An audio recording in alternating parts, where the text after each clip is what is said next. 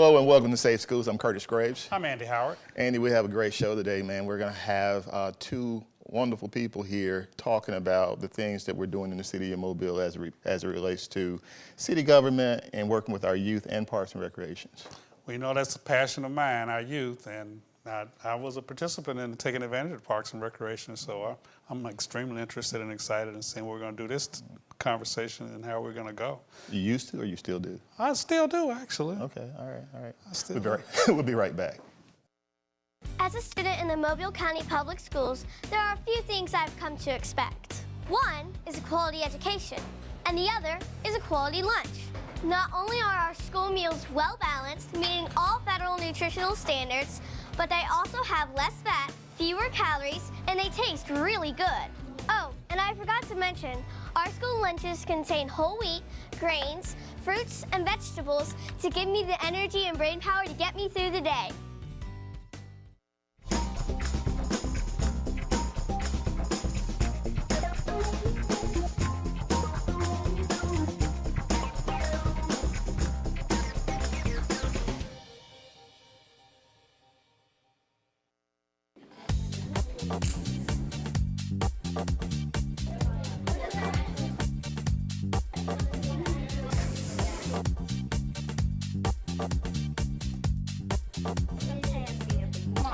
Smartboard, that's right.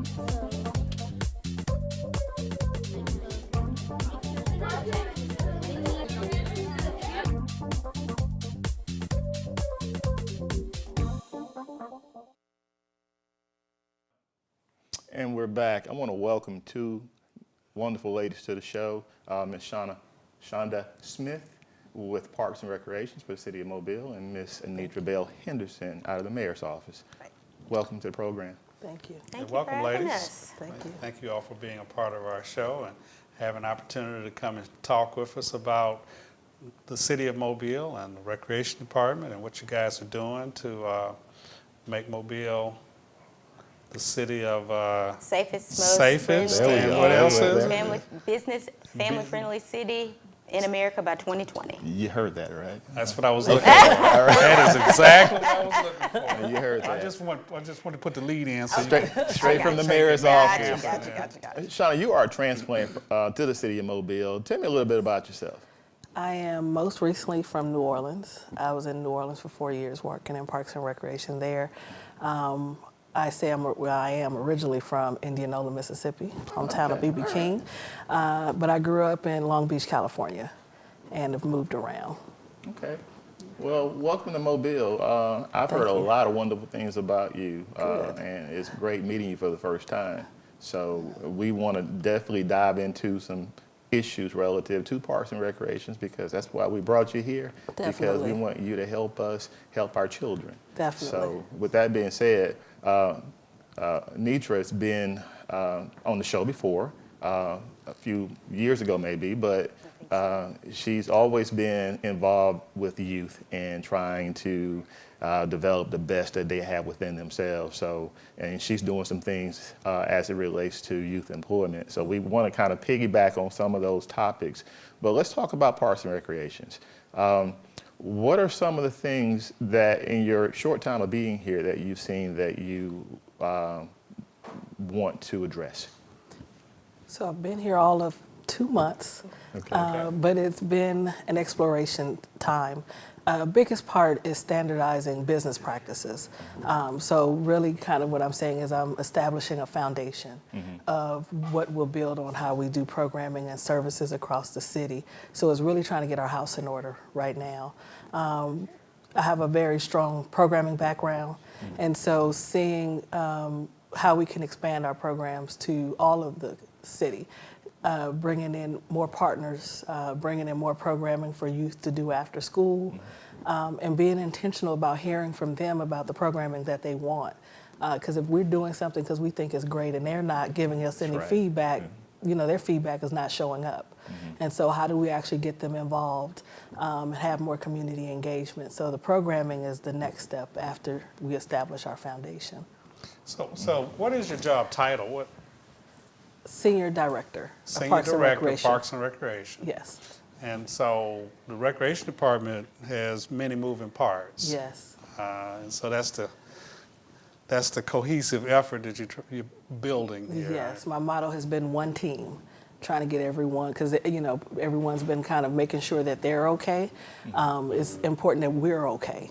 And so it's one team that we all know what we're doing, and we're all trying to do a bigger cause of making sure we are on the same page. Anitra, you've been very much involved in trying to get the community to get behind parks and recreations and trying to get activities and things in our parks, because you saw the big picture that our youth need to be active. They need to be doing things that are productive to their future so that they can be prepared for the programs that you have in place for them.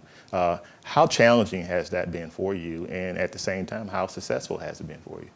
I think maybe 2.5 years ago, we had in the city 12 young people that died at the hands of gun violence.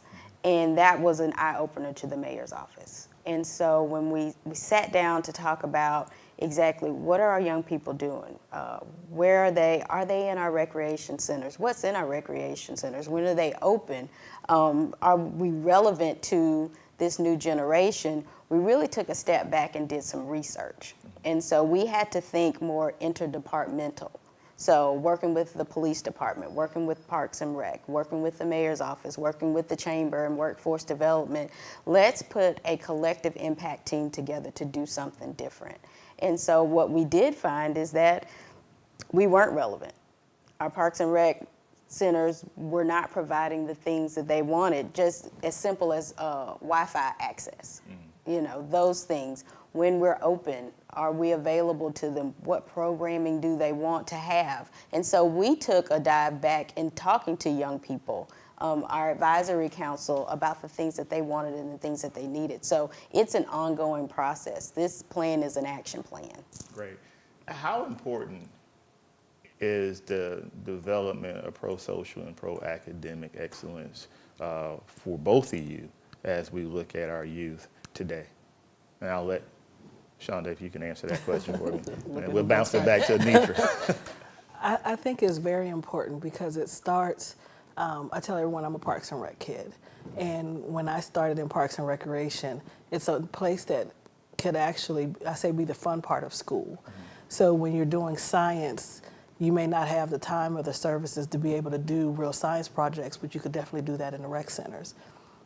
So it's how do you engage kids in a different way that is a more fun way outside of what you do day to day in school, and especially where it's not cooped up and it's not so strict in the structure that's being given. And so it's how do you play both worlds together of recreation and academics, because you have an argument that, especially the kids that say it should, we shouldn't have to do school outside of school, which they're correct. So we have to make it a way that does not look like school to them, but they're still learning and they're still being educated. Okay. Anitra, you want to add anything to that? Well, I mean, it's very important for workforce development. I mean, Mobile is on the cusp of being the 4th largest producer of aircraft in the world. And so we have to produce that workforce to make sure that we can still be the 4th largest in the world. And the way you do that is to bring a holistic person to that job. So academics is important, athletics is important, extracurricular activities that build their leadership skills, their time management skills, all of those things can be done in our Parks and Rec system. But at what point do we start that development of our young people? Do we wait until they get in middle school? Or we wait the 3rd grade, Right. 1st Right. grade, where the mind is changing and growing and developing is 3rd, 5th, and 7th grade. So we've got to reach back and make sure that mind is being cultivated. What the school is doing from 8 to 3, we've got to make sure we're doing it from 3 to 6, 7 o'clock at night to make sure that we're building that holistic child as well. So could you stratify that a little bit for me? So from the youngest kid to young adults, what kind of things would you focus for the younger population and ascend on up to the younger adults? But before you answer that, we've got to take a quick commercial break, unfortunately. Yeah, think about that.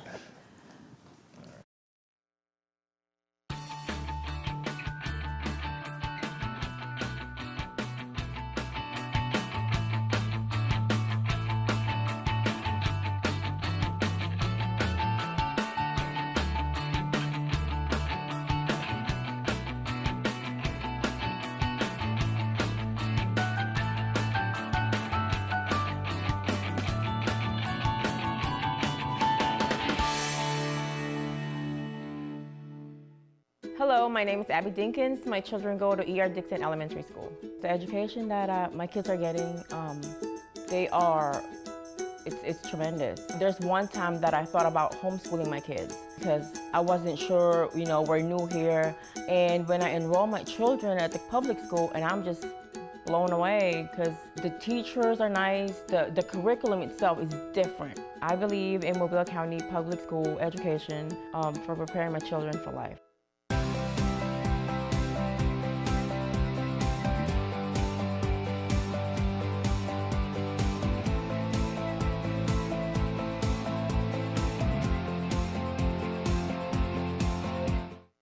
At Mobile County Public Schools, we believe it starts with us. That's why we offer Signature Academies. Hello, I'm Jordan Clark, and I'm in the Health Service Academy at John L. LaFleur Magnet High School. My future career is to be an obstetrician gynecologist. With this academy, I'm learning firsthand from people already working in the industry. Shadowing them on the job really makes me want to study hard and work harder towards my career goals. Signature Academies are open to all students in Mobile County Public High Schools. Visit mcpss.com. And welcome back. So, Anitra, you were gonna expound a little bit for me. So, I'm a parent, and I'm not a parent of young folks, but if I were a parent of young folks, because my kids did participate in the recreation department's activities, but for the new and younger parents that are in our community and they're looking for somewhere for their kids to go and recreate, what kind of things do the younger kids do? And then, as we ascend that ladder of maturation, what are we doing to give them recreational opportunities? Sure. Well, I first want to say parenting for a young person shouldn't stop until age 24.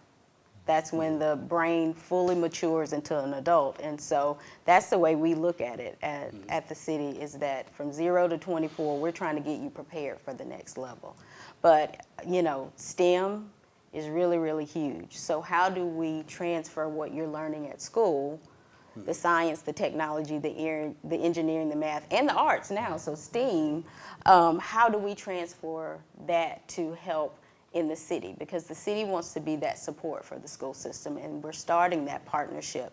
But as easy as having robotics classes, easy as having, Zumba for activity after recess in PE, teaching those, having tutoring classes, having teachers come and do vision boards in school, as young as the little kids starting in the athletic departments in the city system, because one of the things is that we train all of our coaches, they have background checks, so we know that these coaches are ready to help your young people. So little kids could come to the recreation department and learn how to play t-ball and soccer and tennis and golf. But I think the reality, in and of all of that, which is important, but laying the foundation for academic achievement is extremely important, and creating educational pieces within that structure of activity, as well as other activities that help stimulate their minds and their creative processes, so that school becomes enjoyable. Because I think a lot of people miss the boat that, our attention span has gotten shorter as time has progressed with all the technology in the world today. Someone said our attention span is shorter than a goldfish's attention span. That's pretty sad, right? but yeah. But so that tells you a whole lot, though, in that. So we have to become creative in the process of how do we make better citizens that are prepared for all the growth that we expect to see in the future. No, I was going to add to that, because when you talk about the recreation part as well, and kind of your question was how do we start to engage them in development of work skills. Volunteerism is very important as well, because it's starting to learn to be accountable, is learning to have that you have responsibilities and what you're expected to do, but also getting a set of expectations that I know when I come in every day, I'm over the sign-in sheet, and I have directives of what I'm supposed to do with this sign-in sheet. So then when you get into a place of 16, 17 and having a job, it's not hard for that segue. And a lot of times I think that is being lost because people are starting, you got youth starting work and don't know that they're supposed to call in, or that your supervisor tells you something to do and you're supposed If to you're do part it. of if you're part of a team, you're part of a group that has an expectation on you, and they know that things don't happen unless you come and do your part. Absolutely. And that's a fundamental basis of being prepared to be work ready. Exactly. Absolutely. And so young folks do need to have that experience and getting along with people. That's part of being a part of a team and communicating appropriately. I watched some kids the other day getting a tennis lesson, and I saw how focus and attention is important. Speaking of that, we're going to give a commercial a little attention. When we come back, we'll continue this conversation. We'll be right back.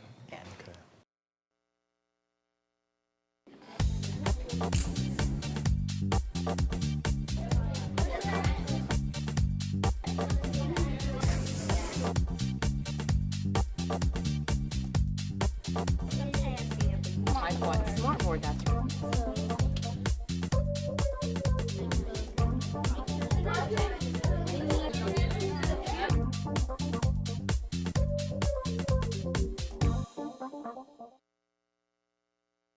As a student in the Mobile County Public Schools, there are a few things I've come to expect. One is a quality education, and the other is a quality lunch.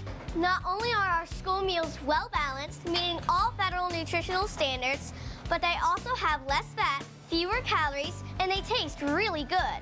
Oh, and I forgot to mention, our school lunches contain whole wheat, grains, fruits, and vegetables to give me the energy and brain power to get me through the day.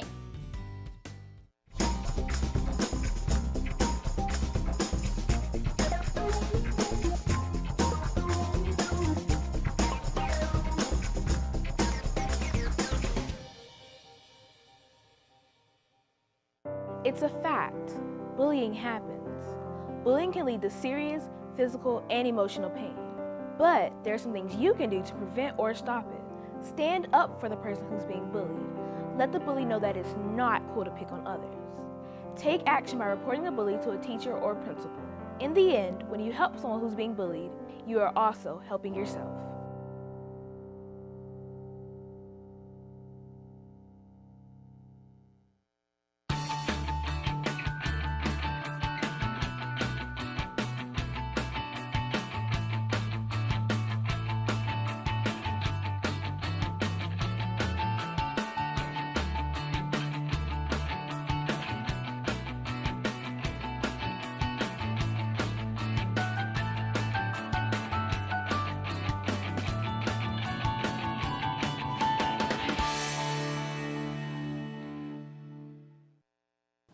Anitra, I want to talk about the YES initiative. Okay.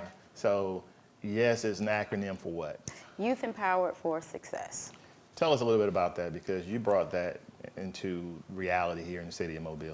Yeah, well, actually, it was a collective bargaining tool, I think. Once we had those shootings and the mayor sat down, and we just put him in the car and we took him all over the city. So from West Mobile, north, east, south, and the kids were saying the same thing. They didn't have anything to do and they didn't have any money to do it. And so he said, I want for companies to hire young people during the summer. But I can't ask for companies to do that unless I do it myself. And so with that, the YES Initiative was born, which the YES Initiative is more holistic. So we work on children advocacy issues, grant opportunity issues, working with the police department just for data. Our innovation team was working with Parks and Recreation prior to Shonda coming on to really figure out where we are and where we need to go. And then the biggest part of it is workforce development. And so we hire 100 young people within our city departments, from engineering to the mayor's office to Parks and Recreation as well. And we're looking for kids that are driven, that are hungry. They don't have to be all put together because they're young people. But what we want them to have is the job skills training that we teach them before, which is the 10 things that take zero talent but 100% participation. Right. Showing up, time management skills, customer service skills, goal setting, those things that they learn on the front end, and then they get to use those skills in our departments. One of the things that happened is the first year that we had this program, we were hoping, and hope is not a strategy, but we were hoping that we'd get at least 200 kids to apply. Well, we got 4,000 kids to apply. And so through some partnerships with the University of South Alabama and Mobile County Public School System, we were able to extend opportunities for some kids to work over in the Gulf Shores area, because we know down here in the South, we are 60% of the state of Alabama's tourism dollars, and they needed workforce over there. And so some of our kids get to work over there during the summer as well. So it is expanding. But the YES initiative is year-round. Even though we hire them during the summer on the workforce side, we are collecting data all year round to make sure that our kids are successful. Is this type of program being done anywhere else in the country? Not the interdepartmental side. There are a lot of cities that we research that do the summer jobs program really on a grander scale, but we wanted to really take time with our young people, the 100 young people that we train, and monitor them and see where they're going. If they're coming back here, are they going into our correctional facilities system? We wanted to make sure that we knew where our kids were going. So that's why we use such a small number. This is our third year, I believe, and we have almost 50% of the kids either coming back or into the job force. We've had some kids that have worked over in Gulf Shores that decided to stay. Now, we want them to come live back in the city of Mobile and work over there, but this was an opportunity where some of them had never even been to the beach. They'd never seen it. And so this was an opportunity to get them out of their element over into something different and to think about a career in hospitality. And that's what we want. That's most important, is that they're focusing on their future. And the thing I like most of all, too, is that they get exposed to something different, something that actually opens their eyes to something that they had not seen before.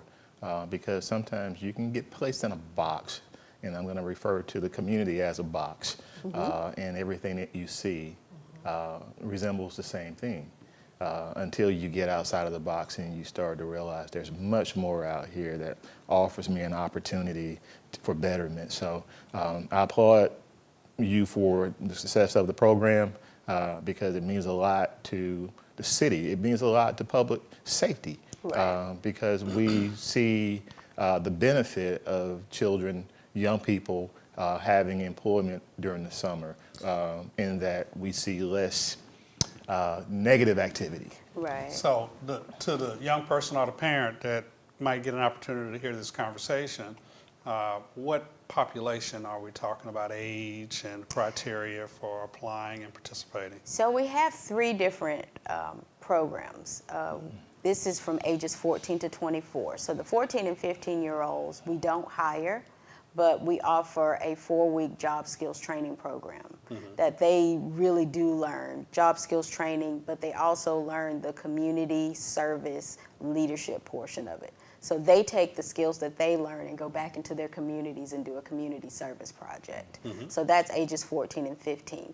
16 to 24 can work in the city of Mobile during the summertime.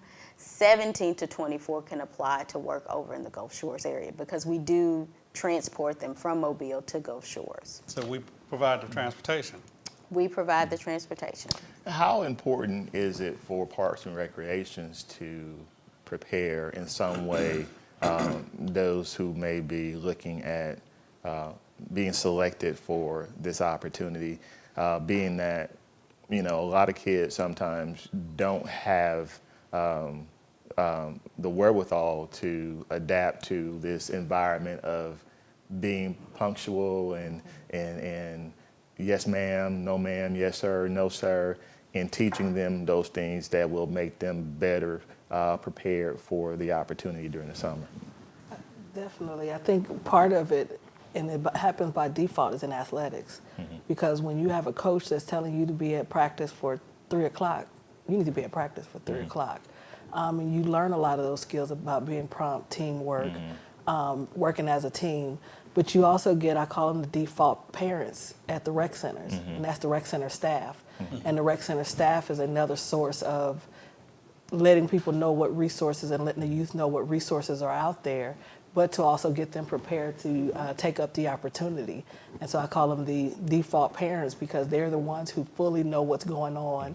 It's a place they come every day, and so they build that relationship also to get them engaged. Sounds much like the village concept, right? It is. Yes. It takes a village. So Yeah. the people that you're looking and wanting to hire and retain are the kinds of people who have a mentoring ability Definitely.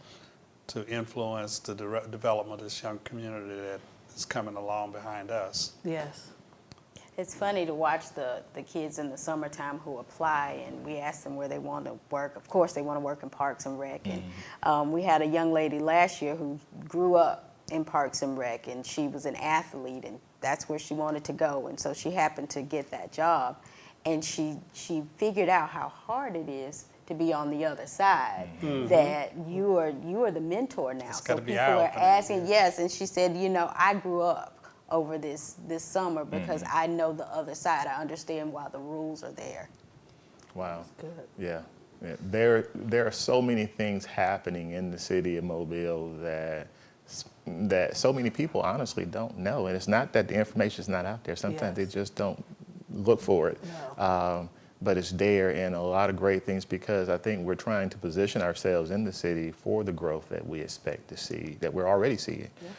So it's important to have our youth prepared for these opportunities that are coming, because again, we want our youth to be the first in line to receive these opportunities. So preparation is key, and preparation starts in parks and recreations, outside of home. Yes. Outside the door. Yeah, outside of home. Outside the That's the door, other home. right. Kids. the other home. Yeah. So we appreciate the things that you ladies are doing to make a difference for young folks in this community. That's certainly a passion of us, and we like the partnership. We embrace the partnership that you all bring to making our young folks have an opportunity, not just at school, but after school. Constructive versus destructive, and you all giving them constructive places to spend their time and do things, and everything you can do, we want to partner with that. As we wrap up, I want to ask Anitra can you give me a number that anyone can reach out to you if they're interested in knowing more about the YES initiative? Sure. They can call 208-7395 or go on yes251.org. Great. It's been indeed a pleasure to sit here and talk to you. Y'all know it's painless, right? Yes. Of course. But thank you so much for coming on, because it's important to share this information with the public. Smith State Schools. Thank you.